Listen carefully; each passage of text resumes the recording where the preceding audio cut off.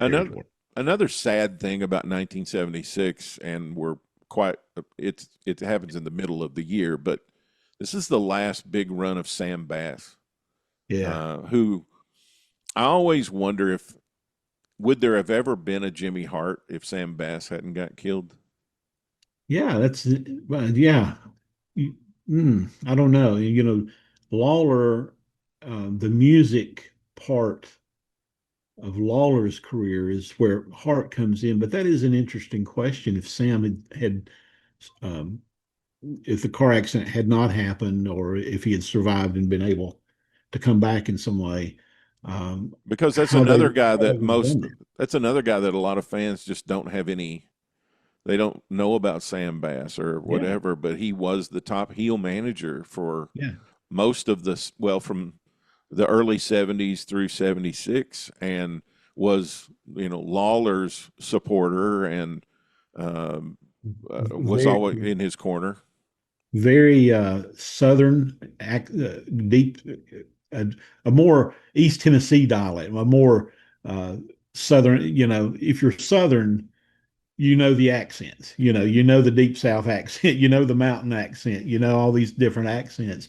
Well, Sam had more of an East Tennessee accent, a real country accent from the mountains, very pronounced on air. With Lawler, you didn't need to do a whole lot, but you had to have somebody to bail you out sometimes. And Sam Bass was the guy who would pull the cowboy boot off and knock somebody in the head so Lawler could get a win. And that is an interesting question. I don't know how to answer that. I don't know.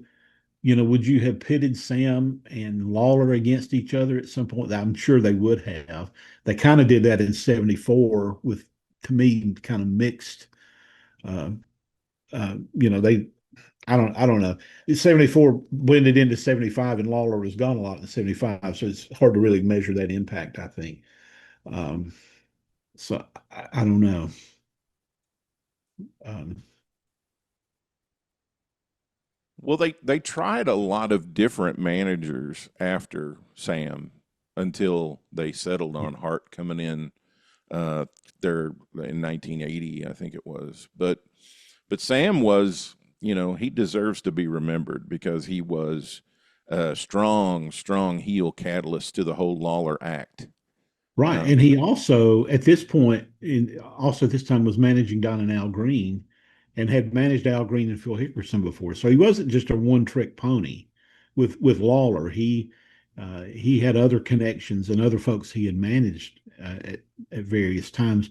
And he also fit that mold that you had to be as a manager in this territory, is you had to put the tights on and you had to work in an opening match almost every night as well.